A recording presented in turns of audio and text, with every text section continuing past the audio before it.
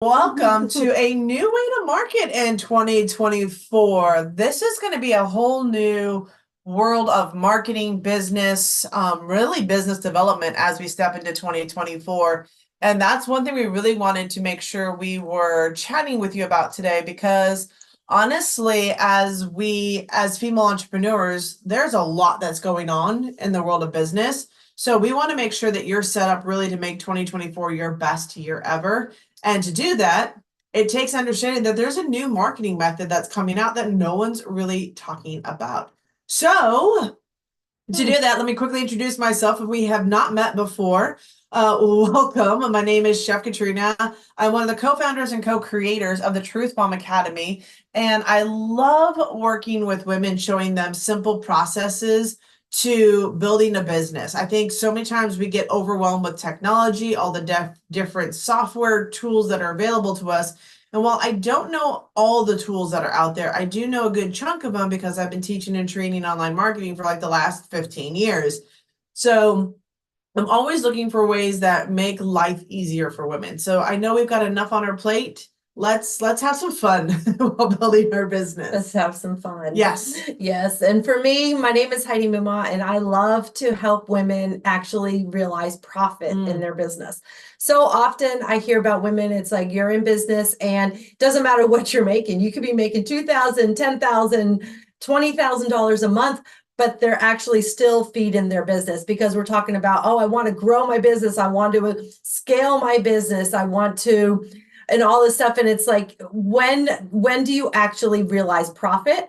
And let me tell you, when you realize profit and you actually pay yourself, not creatively pay yourself. I'm not saying pay some bill that you think is paying yourself. We do that. We don't do we do that. We do that. But actually take a paycheck, actually take profit so you get bonuses.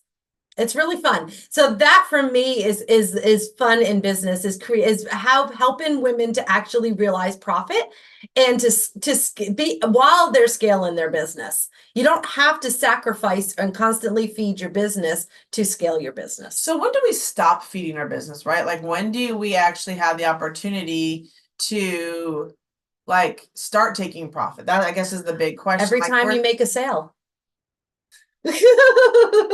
Yeah, and I get that. I mean, because like I understand where you're coming from in that one, but like how do you decide what's your profit? How do you figure out how much to pay yourself? Because I think that's the big question a lot of us have is as entrepreneurs. Like when we have a job, it's real easy. We go in and we say how much we're getting paid an hour. And they say you're getting paid this an hour. So when you come in and you have this employee mindset, yeah, and you're coming from that employee, like I get paid a certain amount of dollars for my time. How do you translate that into, hey, I'm running a business and not only am I just showing up for one job, I'm there doing like multiple jobs kind of a thing. Yeah. So how do you take profit? How do you pay yourself first? Like that's the big question I think so many of us ask is like, I don't even know where to get started with that. Right. Well, I think it's like you have to look at percentages of what you're bringing in. And I think so often, especially when we're first starting out, there's a lot of things that we need for our business. So there is seed money that we put into our business. Okay. And it's like, so we have to, and you do start incurring expenses right away. But depending on what your business is, you have your website, you have your email autoresponder. If it's product based, you have inventory, you have supplies, you have whether or not you pay, you have cell phone bills, you have computer bills, you have different things like that. There are things that there's a cost to do in business. Right. But we have to look at the money that you start bringing in, and you can start at very low percentages, but start right away. Because when you get in a habit of taking, even if it's 1%. All right, so I'm gonna step back a little because you're diving in, I feel like really like the next level. So I'm gonna step you back because I'm like, okay, I've built a business like we have, right? We have our businesses up and running. Well, the thing that we really looked at was how are we allocating our money? Mm-hmm. Right? We set up our company. We thought we had everything done. We had built the business plan. We had gone through the financials. We had quickly skimmed through our cash management book that was going to teach us how to do this. And we effing blew it. Okay. Okay. Yeah. I mean, we were, yeah, let's go back to that point in time. So most people know, or you should know, if you're separating your personal and business finances is first and foremost. Right. So you don't, when you start a business, you open up a business account. Right. And that's first and foremost. And so we did that. We have our business account, we have our LLC set up, we have all that good stuff.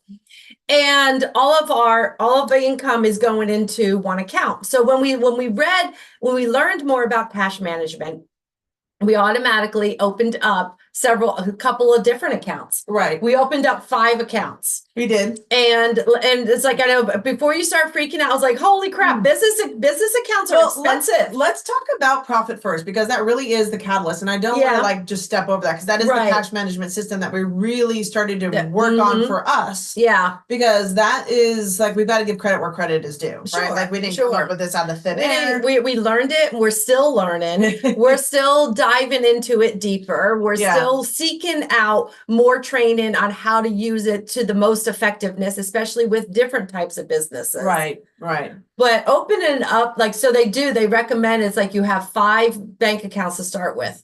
Which seems insane. It does seem insane. Because like, if I think about like all the big banks that are out there, right? If I'm looking at like we have Chase, we have America, we've got, all these international banks, everything else. Like we've got these big banks. Well, yeah. But the thing is like, I opened up my bank account, and to open up that business, a bank account, I automatically had a fee the moment I opened it. You automatically, either there's fees or there's minimum balances. Right. So I had to keep a minimum balance. You have to keep a certain amount in that account, or you incur a lot of fees. And which is asinine to me. I'm just a business starting out. Right. So like now I'm reading this book, right, that's telling me I should open up 5 more accounts. And I'm thinking to myself, that's like anywhere from $10 to $25 per account. And if I can't fund those and keep a minimum balance, right, like I don't have the finances. And I'm just saying, like, this is like what I've come across a lot, right, is when you're getting started, or when you're in that process, how do you fund or open up these accounts that don't have any money in them? You find a fantastic online account. You find a new bank. You find a new bank. You find a fantastic online account that actually partners and works with Profit First and entrepreneurs who are utilizing this system. Yeah, and I think the one thing that we have to look at as entrepreneurs, especially as female entrepreneurs, and I've always been on the belief that women will adapt faster to new technology than anybody else, because we have so much change going on in our life that we're always looking for a way to better and improve and simplify our processes. And the thing is, and especially for women, it's like, I know when I was raising my kids, it's like you have an infant, and every stage that your child goes through, you have to adapt. Yeah. It's like all of a sudden you're like, oh, I've got this great schedule going, it's going perfect, and guess what? 2 weeks later, they switch it up on you, literally. And it's like, and so I think you're right. As women, it's like we do adapt, because especially if you are raising kids, it's something that you have to do. So like when the smaller they are, the more you have to do it. Yeah. But even as they're growing up, I homeschooled my kids. And so it was adapting every single year to what their new level of learning is. And also taking in like everything that I purchased, I adapted for them, because like what we know about education is everybody has their own learning style. Yeah. Everybody learns it's like, just because you're struggling learning something doesn't mean anything's wrong with you. Right. It's the way it's being presented. And so it's like, how do you adapt curriculum for your children? And it's the same thing in our businesses. How do we adapt the systems so that they work for us? Because we're all different. Yeah. We're all different. And we adapt and change, especially as we're growing as entrepreneurs. Because as entrepreneurs, we're the ones in the culture that are more prone or more looking into personal development and professional development. We're constantly looking to grow. We're constantly looking to move into that next level. Yeah, we are. And I think as a female entrepreneur, for those that are watching, and just let me know if you like agree or disagree with this one, kind of be curious, is that it is all about connecting with your audience. It's all about what's the next step to this. And the thing is that a lot of the business training that we've been getting over the years is really outdated business training. Like it hasn't really been updated in centuries. To be honest, right? Because you can go through and look at business planning and look at how marketing works. And the reality is that we've evolved so much in business and how we structure business and how we build businesses and the technology that has made getting into business easier. Mm-hmm. Right?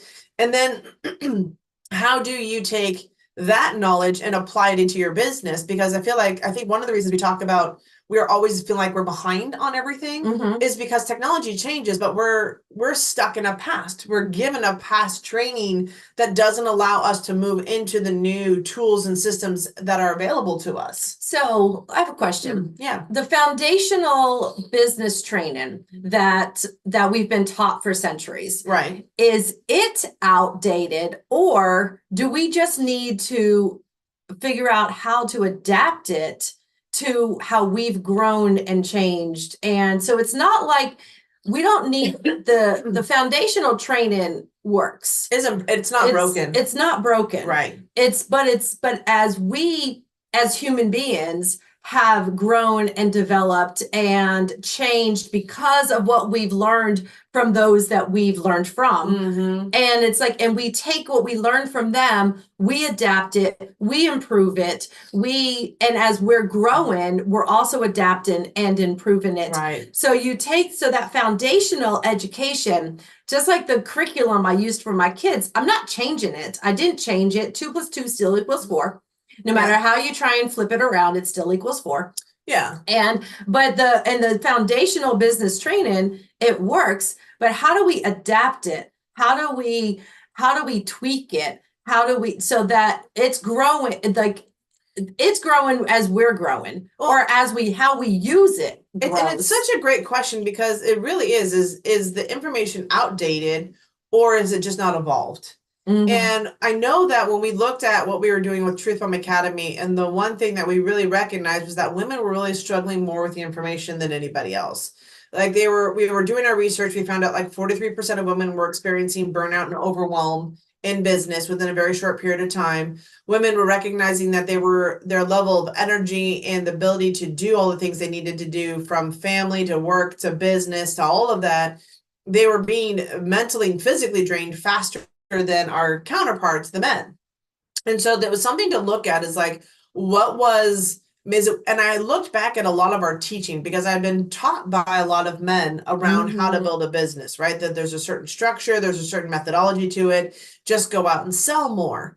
And it's interesting, because the more I talked with female entrepreneurs, selling was one of the hardest things for us to wrap our brains around.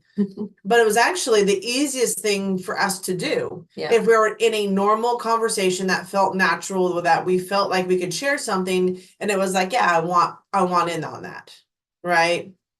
So I find it interesting that when you look at a business plan, or you look at the business training, it's the basics. Like, running a business is running a business. There's no doubt about that, right? You're going to have those things. So like, you are going to need to know what your mission is. You're going to need to know what it is that you're in business to do, right? Like, those are established criterias. You are going to need to know, like, what product are you selling? Like, what is your inventory? Is it a singular product? Is it a coaching product? Or is it course creation, development? Is it social media? Like, it's just evolved because more businesses, new digital businesses, have opened up that didn't exist at the time of the traditional business plan. The traditional business plan really was for the brick and mortar business. Yeah. Because that was the only way to start a business. Right. But now you're looking at, okay, we have digital businessing. And I think a lot of times we got into the digital business thinking it'd be easier. And most of us don't have the plan to sustain the digital business, because it feels like it's outside the norm of a traditional business plan. Right. I think often also we thought, like, with the digital business, you wouldn't have the high expense that you do with a brick and mortar, but in reality, it went elsewhere. you can accumulate that big expense. You can accumulate $1,000, $1,200, $30,000 lease a month very easily. Whether it's like, and it might not be, it's like it's not a lease with a landlord, but it's all these subscriptions you have to maintain your website and to do all the things that you need to do. Yeah, because everybody will tell you need different pieces. So I think what was interesting is as we dove into unlocking my millions for the female entrepreneur, like we started off this podcast was like 2024 needs to be a new type of marketing. And it has to be,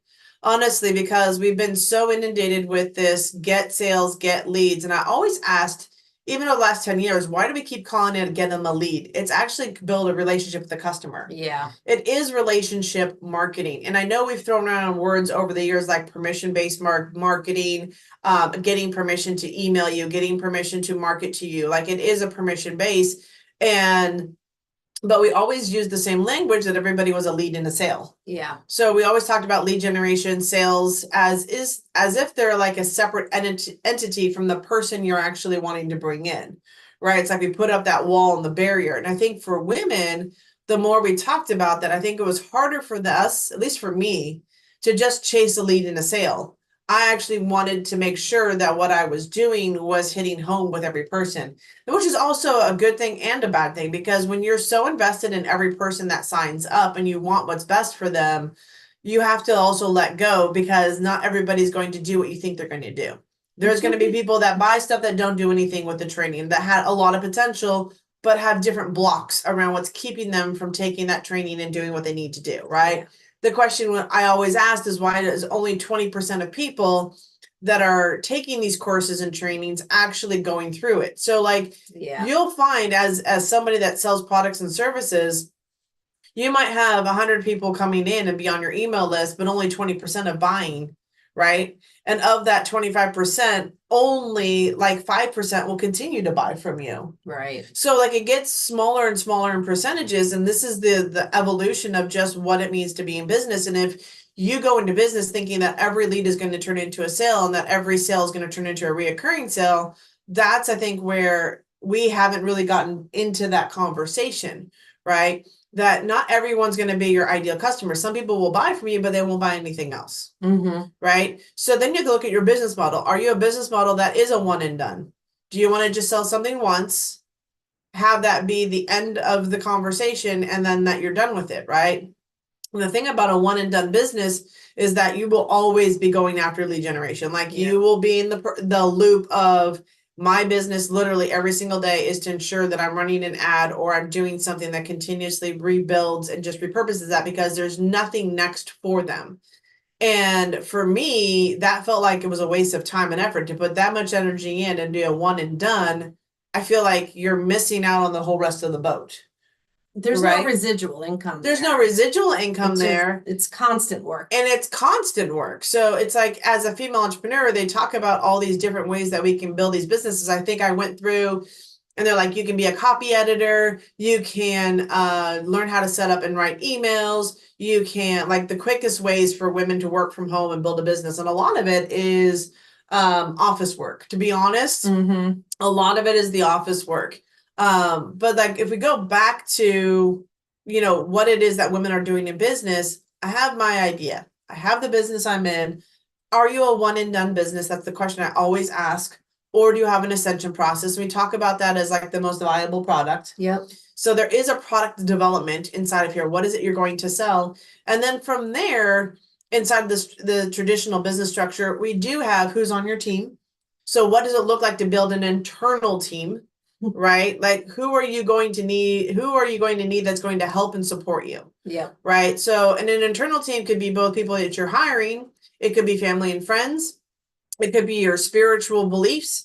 Like, you have to know who's on your team and what you're building, because there is no place else besides entrepreneurship where you'll be challenged at every relationship and level of your business and your life. Yeah. And I think so often we've focused on those who don't support us. And kind of like make us feel defeated, make us feel bad or unsure of what we're doing. instead of, I love that we inside of Unlocking My Millions talk about, well, let's focus on who is on your team. Who are those who support you? Who are those who are encouraging you? Yeah, because it's easy to slide into the negative. It is. And it's easy to say, well, this person doesn't support me. And then you have this, I'm going to prove them wrong mentality. And I think that's the detrimental piece really for a lot of women is that I'll prove you wrong. Yeah. Because the prove you wrong puts you in a competitive mode and really has you do things probably outside your norm that you're not comfortable doing. So when you can step outside of, I'm going to prove you wrong and look at who's on your team. Yep. And stay in that group of supportiveness, then I think the truth of collaboration and growth really happens for females. Yeah. And that was something we really had to look at is like, okay, we've got your product, we've got who's on your team. Let's talk about money because money was a big thing. Women have, I'm sorry, women, we have a lot of shit issues around money. And it's been handed down to us generationally for years in all cultures. I mean, there is, I don't think a single culture out there where women aren't impacted by a lot of the beliefs and limiting beliefs around how money comes to us, flows to us, what we do with it, how we perceive it. And we've been dealing with that a lot. And I think that's why we talked in just a while ago about the cash management system. Because we recognize that women, you know, it is about setting up those separate buckets and bank accounts. Yeah. It is setting up a system that flows with how we naturally look at how money moves anyways, because as women, most of us were taught to budget. And budgeting, we assume, is only applicable to our personal life. Like that's where a lot of our focus is like, how do we personally budget our money so that we can stretch it, make it work better, invest it and grow it. But I really feel like a lot of that conversation needs to be taken back into the business, right? We teach a lot of the business strategies, which you can absolutely use in your personal business. And I think a lot of the business, a personal mindset needs to be brought into this because we talk about like Dave Ramsey, we talk about Susie Orman, we talk about, you know, Robert Kiyosaki, all these financial people out here that talk about money and planning. Right.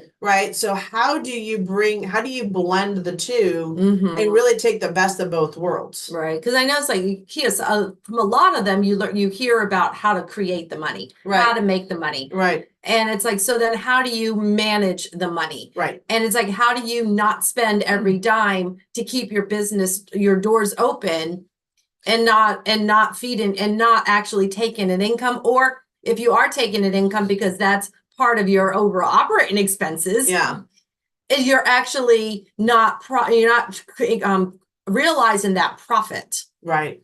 And you're not, excuse me. So how do we actually realize that profit and have those few bonuses that we have have those extra things that you often get when you're an employee, right? You get that Christmas bonus. Yep. Well, how do we actually realize that profit? And it's like when we minimize the amount of that's in our operating expenses, we become more wise about the decisions that we have that we're spending. Because it's either you look at it, it's like either, well, I need to increase my income, whether I need to do more, like fix my marketing system or something, or I need to look at how I can decrease my expenses so that I'm not spending 90% of my income on operating the business. Yeah. Well, and I think it's also interesting too, is like when you look and you talk to each one of these individuals that are teaching financial smarts for personal, every single one of them, I swear to you, comes up with an envelope system. Yeah. There is some form of it. Some form of it. A jar, an envelope, some sort of like physical in the world space of having, here's an envelope. Like if you're getting paid, make sure you're putting $1 in each envelope, right? Like, so what are you putting in investment? What are you putting in savings? What are you putting into tithing, right? So what they get you to do is to take your big plate and separate out a piece of that and put it onto smaller plates, but it's external of the account, of the bank account. Right. And what I love about what Profit First teaches, and really what we've been able to develop and learn from them, is that we actually have now partnered with a bank that is supported by Profit First's entire system. Yep. Right. And what I love about it is that the envelope system or the jar system or whatever system that's set up actually exists now in a banking system. In a banking system. And the beauty of it all is because they partnered and they've learned from each other, and there's things like, we're all busy, and doing this is something that takes time. Yeah. And so what they've actually done is they allow you to automate it. Yay! I love automation, especially since I'm the one managing it all right now. And it's like I set it up, and automatically the money that comes in twice a month gets distributed out to the appropriate accounts. And so I don't have to go in and keep doing it. Right. I don't have to go in and it's like, and so when you have automation, and the beauty of things nowadays, you can automatically pay bills. You don't have to go in and write checks or have all of that. So you can automate so much of your business finances. Right. And the beauty of it is, it's like we talk about looking at your income statement, looking at your balance sheet. And often most people, I know there's some people that do that on a more routine basis, but a lot of people do that at the end of the year when they do their taxes. Right. And what I love about this is that we can open up the bank account, and, it's something we often do. We do that a heck of a lot more often than we look at our bookkeeping.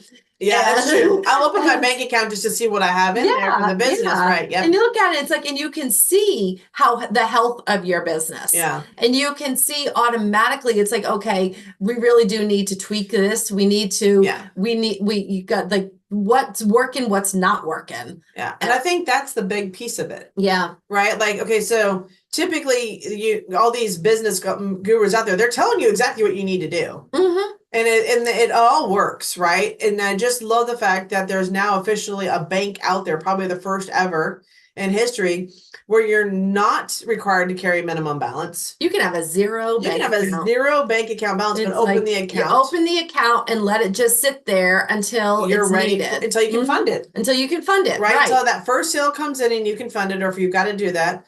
I love the fact that you can actually have money in an account, and because of how the profit first strategy works, when you pay yourself out, you do have money in an account, and then it goes back down to zero again, because the idea is disbursement of that income, right? So if you're going to pay yourself, there's going to be a disbursement of income, which means you're going to bring that account down to zero, because now you've paid yourself. Right. And there's no penalty for that. Isn't that beautiful? And I love that. Because I know it's like that was one thing. It was like when I did have my business bank account at my local bank, which I loved the local bank. Yep.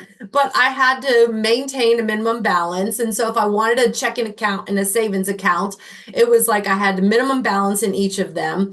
And if I wanted to implement this system, it would have been like, it would have cost you like $100 just to implement the system. And it would have tied up that money that I wouldn't be able to then use to make more money, right? Which is what we do in business. Yeah, the whole idea is to make profit, not to sell it all away in fees. Yeah, the whole idea is that that money is creating more money. Right. The money that you're spending is helping you to create that income. Right. And so when a bank ties it up, it's a little frustrating. It is, because you're like, I could use that, or I need that, extra few dollars here and there. Like sometimes you get to those points. Like that is the journey of being in business is. Go ahead. No, go ahead. I just had a thought, but I'll say it afterwards. Say what? No, I was like, one of the things I was like, I think this bank has common sense. Okay. Say you have a bill that is, automatic, and you might have overlooked it. And so the bank, they go to charge it. If the money's not in the account, they just deny it. They don't let it go through and then charge you an extra $40 on top of it, because you didn't have the money to begin with. What makes them think you have the $40? Yeah, and that always drives me insane. That drives me insane. So when we say there's no fees, there's no fees. There's no overdraft fees. There's no minimum balance fees. There's no automatic transfer fees. There's no now, I mean, if you do a wire transfer, but that's only $10. Not like $30 other banks charge. Oh my God, they charge. I swear to God, banks nowadays are in the business of making money from your money. Yes. So they profit more than you do. So when you're in business and you're just getting started, having a bank that actually understands the journey of entrepreneurship and understands like a system that actually betters the economy, betters communities, betters individuals, because it is being a bank, right? Mm-hmm. Your job is to hold the money.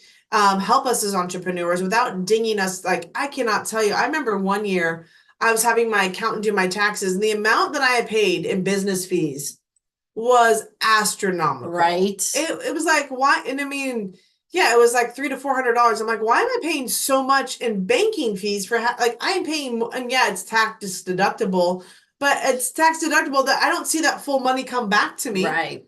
Right? It's a write-off on my expenses, Right. but it's not actual money that comes back into my bank account. And I think that's the hard part around so many times is that, yeah, we do mismanage money in the very beginning with businesses. I don't know anybody that hasn't gone into business and mismanaged their money. And yeah, Honestly, I we mean, all make mistakes. it's part of the learning process, But right? that's the thing. It's like that's where we're growing. Yeah. And that's even the same thing with the business plan and the business training out there. It's like, yes, we do it, we implement it, we look at what works, what doesn't work, and then we make it better. Yeah. And it's like, that's what I love what we're doing in Unlocking My Millions, because it's like we've taken that traditional business plan that works, And evolving it. and evolved it. Yeah. We've tweaked it, we've adapted it. So what is working better for women? Yeah. And then the last part of the business plan, there's actually two parts. So money comes first, and the last part of a business plan, which always fascinated me, was actually the marketing. And it's so interesting because we stepped into a digital age in 2004, and we've never looked back.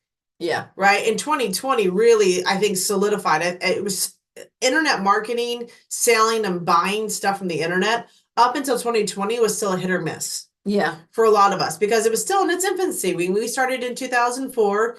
We're only talking 16 years. It's like a teenager at that point, right? So people still weren't quite fully on board with this. And the hesitancy around putting your credit card out there. Yep. It was just like, well, where's it going? Who's seeing this? Who's who going has to hack me or access to spam me this? or everything else? But Yeah. the thing is like in 2020, it put so much regulation in place, and we're starting to see the ripple effect of that regulation finally start taking place and protecting both the online customer and the protection of verification of the business. Like, let's try to get businesses verified. And there's been a lot of really good things around that one. But digital marketing also gave this false pretense that it was easy to build a business online, which it really was. Back in the beginning, I will tell you, building a business online was way easier because we had free reign. It really was the wild, wild west. Now, as we get into this world of building a business digitally online, we're a little more skeptical. There's more rules and regulations in place to protect the consumer, which is what we want. I want to know, even though I run a business, I want to know my customer is protected. Right. I want to know that I have your best interest in heart. That's why we have privacy policies. That's why we have cookies. That's why we're no longer, tracking on certain ways. Like, we want to make sure we protect the privacy of the customer, but we also want to give them a safe place to come and buy products and services, right? So marketing has become this evolution of to-do lists. It has become this evolution of algorithms. Everyone thinks the algorithm is what runs your marketing in your business. And there is some truth to that. But the algorithm is based on your activities. What are you doing on that platform? How often are you showing up? And of course, it does give you more attention when you show up more often, because that's the way the algorithm is built. So it's built on this, gratification, this instant gratification, this dopamine drip of you being on that platform, because you being on that platform, if you're an influencer, brings more people on that platform, which means now they have a bigger revenue source that they can put ads in front of. Right. So the reality is social media is nothing more than an ad platform that you've now been suckered into believing is actually your social media platform that you have control over. That's a lie. Okay. I call bullshit there.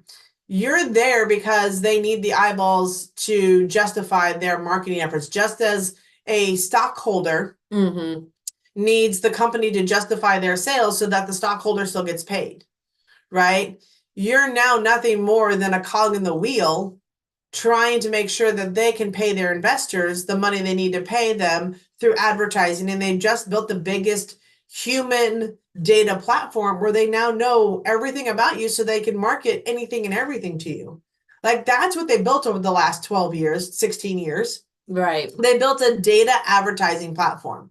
Congratulations, every single one of us, including myself, have now become professional, individuals that we give away information. We tell things about our personal life and everything else. And then we've got savvy marketers that come in there and businesses that are now being targeted for ads and services towards us. That's all anything on these social media platforms is. That's what Facebook has become, or Meta. Yeah. That's what TikTok, YouTube, all these channels that allow advertising on them, the reason they want you there is to sell you something. Right. And I love, and like, and they're really smart. They're really smart. They're It's like brilliant. they train us that the more we post, or we post a certain amount of times a day, the more we get visibility, we get eyeballs on our Yep. on our content. Yep. And so it's like they're getting you to stay on the platform and post. They're and using you, but they're not even paying you. They're using you. And Yep. this is like, organic marketing. They're using you to get that information, to get content on the platform so that people have content to consume. Otherwise, they would never be there. Right. And so it's like nobody posts they are masterful. Can you imagine? They got all of us to do their work for them. Yeah. Fantastic. We put all the content on these platforms for them. We put all the content, because the more content we put out, the more and it worked. I mean, the more content you put out on a regular basis, the more eyeballs you got on your content.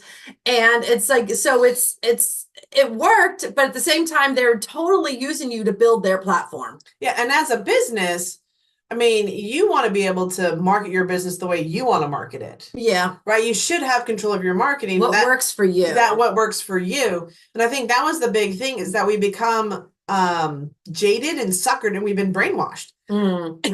I will use the word brainwashed.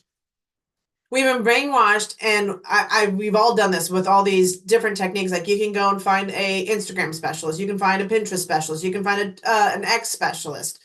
You can find a YouTube specialist, and they have all these people that are teaching you how to use these platforms to generate leads and sales. The question I always come back to when we talk about it inside of Unlocking My Millions is that there's 3 modes of marketing that are really available to anybody, and they're not limited or exclusive to social media platforms. Right. Right. They are actually the modality of how we market. So are you someone that likes the written word? Do you like somebody that likes to speak, or are you somebody that likes to be on video? So the 3 modalities are either like a blog in the world of digital, newspaper, magazines, things like that.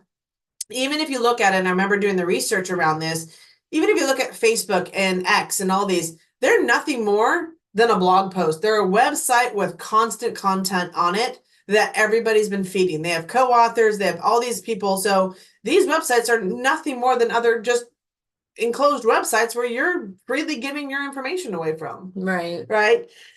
So if you're like, well, I don't write really well, but you're posting every day on social media, I have an argument against that, because I'm guessing that you write very well, and that if you actually owned your own media platform, like your website, you could actually create your own conversation, your own short mini post, and have a contribution to the world. I think blogging has evolved, and as I'm saying this, I'm thinking to myself, we talk about long content, short content on a blog, but is that really the truth? Because if sites like Instagram and Facebook and everything else, which are websites, have constant information coming from all different sources, then technically whatever we put on our blog is still on us. And we can have it be whatever. We can have it long, short. We can have it, be whatever it needs to be. Well, there's that one guy, that one website or blog. It's like some of his blogs are like 3 sentences. Yep. And it's a blog. Yep. Some of his blogs are longer. Man, I can't remember what the guy's name is. I know. He did. Oh my gosh. He did the purple cow. Oh, but it was fantastic. I mean, some of his blogs are super short. It's like his morning thoughts. Yep. And then some of them are longer. Yep. And it's just like, but that's his blog. I mean, you would think it's like some of his blogs are shorter than Facebook posts. Yeah. And it's like, but that's his blog. And so it's like, you look at Facebook and it's like, yeah, you could call it short, you could call it long. It's all content. Yeah. It's how much do you have to say? Yep. And is your content attention grabbing that people are going to continue to read? Yeah. Because I know it's like, I read a blog the other day, and it was a great topic. I got about a third of the way through and literally quit reading because I'm like, I'm done. My attention span was gone. Yeah. And I was just like, I would have consumed it more probably if it was broken up. Yeah. But that's me. And that's like, and it depends on who your audience is, and you have to understand how much they're going to keep reading versus skimming or whatever. And skimming is fine too. I mean, I get a lot more out of skimming than I do reading the whole thing. Reading the whole thing. Yeah. But it's like, but that is true. It's like, is your shorter is the content consumed, or is your really long content on it? They're gonna sit there and read a book. Yeah. Well, and then it comes back to, it's like, well, who's going to own your content? The thing that really pisses me off, honestly, is that so many of us give up the rights of our content, because once you post it on these social media platforms, you don't have the ability to share it outside these platforms. There's a lot of restrictions. If somebody doesn't have an account to that platform, they can never access it. And they say if you share it, it actually doesn't get the visibility Right. that than the original content. My question is are you going to be the owner of your content, or are you going to continue putting your content on other people's platforms, using and leveraging them, which is one strategy. I'm not going to say that's not a bad strategy. You can say, well, I'm only doing my business. And I think that's where the business planning really comes in helpful. Are you using these social media platforms as your communication, as your place to host your content? And like, you have to understand your energy on these platforms, right? Yeah. Because then they say, well, you've got to engage with people. You got to do that. Well, this is applicable to anything. But I also feel like as a business, you should own your media, which is why I'm an advocate for having your own domain, your own website. Like, own your content instead of just giving it away freely to these platforms that aren't paying you for that, right? Yeah. The thing around podcasting, which is now radio, right? Podcasting, you own the content. Like, you can create the video, create the audio, upload it onto these platforms, syndicate the crap out of it, and you've done it once, but you've got more reach and more potential over the long term than just showing up and trying to do a live every single day on a social media platform. Right. If you're going to do video, you're still at the effect of, unfortunately, social media platforms, because we really haven't delved out video data holding platforms. There are a few out there. There's things like Vimeo. There's other hubs for video that you can use to embed on your website, so you're not attached to social media, but you're going to pay for those services, right? Yeah. So you have to learn how to leverage your content, right? And so we love YouTube for the fact that it is the ability to create your own TV channel, right? At the same time, if you get dinged by a robot, if you get consumed as spam, if you're against an idea that they have on their platform, their community guidelines, you're gone from that platform. So again, you don't necessarily own the content there either.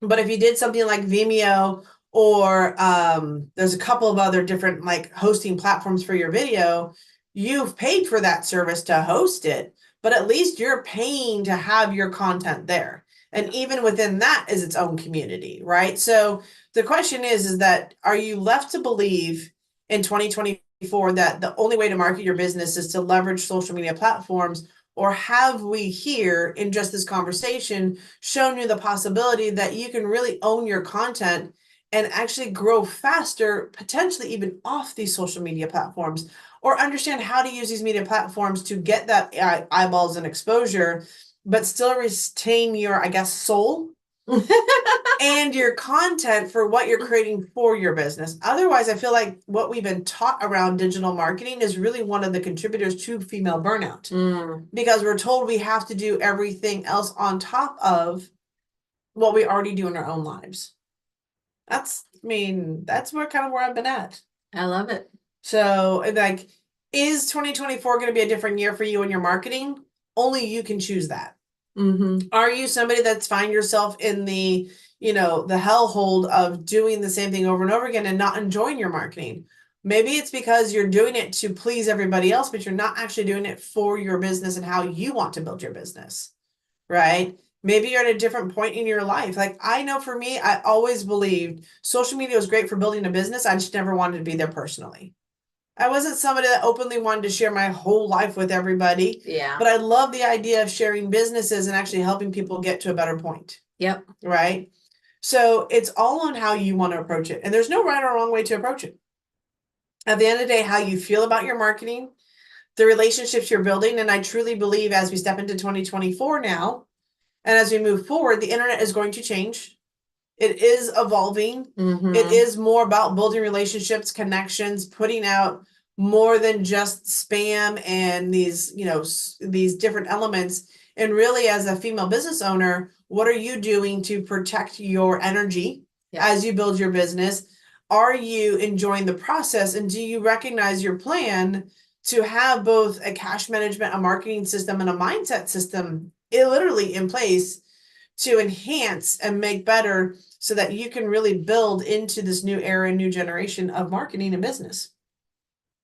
Because I truly believe we are at a point now, and we've talked about this for years, but I truly believe we're now at a point for 2024 where there is going to be more female millionaires created than ever before in history of our time. Yeah. And it's really going to be about embracing a new way to look at your business. And the women that do take this on and do take on unlocking my millions and actually put in the effort, whether you've built a 6-figure business or you're just getting started, this is female entrepreneurship. And that's who we're serving, is we're looking for the female entrepreneurs that want to support each other, because unless we start talking to each other as women and sharing our ups and downs in the business world and stop believing everything the guys in the traditional and the old school way of saying that this is how business is, I truly believe there's a different way that we women build business, and embracing that and having conversations around that and talking about that and really leaning into our strengths as women that have different skill sets across the board around business, and understanding those strengths is really going to be the most incredible thing for how businesses get built moving forward.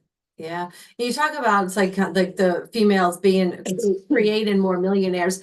Even Nielsen, their statisticians, research company, they talk about by the year 2028 that women will have 75% of the discretionary spending here in the US.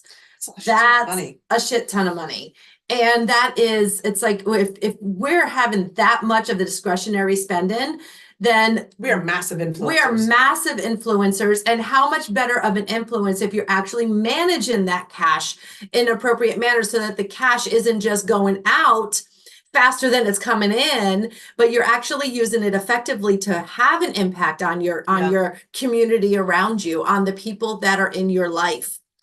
Yeah. So it's really, really important, I think, for the women to get the education around their business, around what they're doing in their business, whether the mindset around their business, the finances around their business. Managing that cash is going to be crucial. And knowing how to continue to bring in those relationships that you're building in your marketing is most important. And it changes all the time. Yeah. So keeping up with the resources for marketing is important in your business. And the thing is like, you shouldn't have to be the one that has to keep up with everything. I think the best thing is going in and having the resources be available for you that let you know and keep you updated. Right. Right. Because we do wear so many hats. And we talked about this, is like a lot of times as a female business owner, our head is down. Exactly.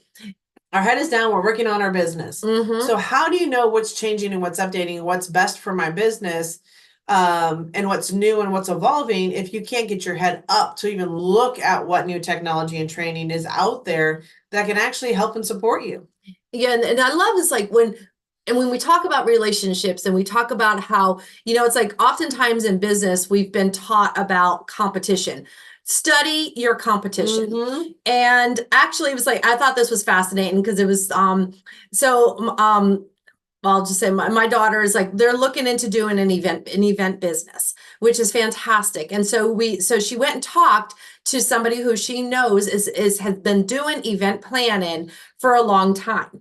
Now she's been doing it for corporations, for hotels, for big event places. She wasn't running her own business, but at the same time, what she told my daughter was, it was like, if you need to build relationships with the other vendors. Yep. You need to build relationships with the other event planners, because guess what? It's like there's comes to times like everybody has their own style.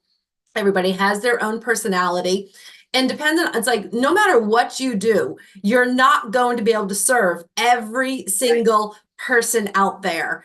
And so if this person comes to you and you can't serve them, you don't either like, if it's an event, your time is booked or something else, who can you refer them to? Who would you want to refer them to? Who do you trust that you refer them to and they have a good experience? Because you don't want to refer somebody to somebody and they have a bad experience, because that looks bad on you. Yep. And so it's like this relationship building and understanding the abundance of people that are out there, and no, we cannot serve everybody. Right. And it's like, as much as we want to, because you're like, that's a sale. No, it's the relationship, and whatever you send out is going to come back. Yep. That's true. So that's why we said that if you're going to be looking at a new way to build your business, new way of marketing, new way of finances, then what I'd like to offer you is an opportunity to come in and unlock your millions. As a female entrepreneur, no matter where you're at in business, if you are in business, then the piece of this is that you're going to get something new out of this whole entire training for unlocking my millions. Even if you think you know it, I promise you, you don't know what you're going to unlock inside of here, because we've had to shift this training so much to adopt it to women. And to do that required a whole new way of thinking. So you've not seen this out there. Trust me, because I would have found it already in my research, because I'm that kind of kid. But come in and unlock your millions. And not only that, whatever you take out of here, whatever you glean out of the training itself and through our 9 weeks of breaking down businesses and those different mindsets, you're also going to connect with other women in business. And I promise you, we as women have resources we don't even know we have that can better somebody else's life. So we're looking for the experts. We're looking for those that are wanting to grow their business, that are already in business, that really want to even give back in business, because there's opportunities for collaboration and creation even with inside the Truth Bomb Academy, because that's how we built it. We wanted this to be not just a one and done, but a place where you can come and ask questions and get resources and get those updates without having to do all the research yourself, because we know how exhausting and time consuming that is.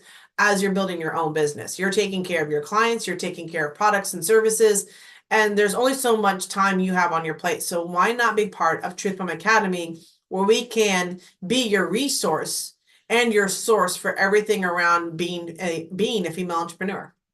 This is the premier female entrepreneurship training. So if you are a female entrepreneur looking to work with other female entrepreneurs, or even grow your business, learn how to build your team and work with everybody, male, female, everybody in between, how to hire, fire, all of that, these are the things that you can come into this academy and ask. Because this is your safe place to really connect with other female entrepreneurs. Yep. So, all right. I like it. With that, head over to truthbombmarketing.com. Get started with us today inside of Unlocking My Millions. We'd love to have you over there, because we recognize, ladies, that if we're going to change the world, which I know females can do totally and so easily, it required a new way of thinking about our business. And we've done a lot of the heavy lifting for you, so you didn't have to. Now it's time for you to experience a new way to build your business, one where you have fun, play, and ease. So head over to truthbombmarketing.com, sign up for Unlocking My Millions, the Done With You, where we walk you through personally, holding your hand through the playbook, through the experience, and we show you how to unlock more and more inside of your business and inside of yourself. With that, I hope you guys are having a great day, and we'll see you here again on Monday with our podcast. So stick around. See you guys soon. Bye.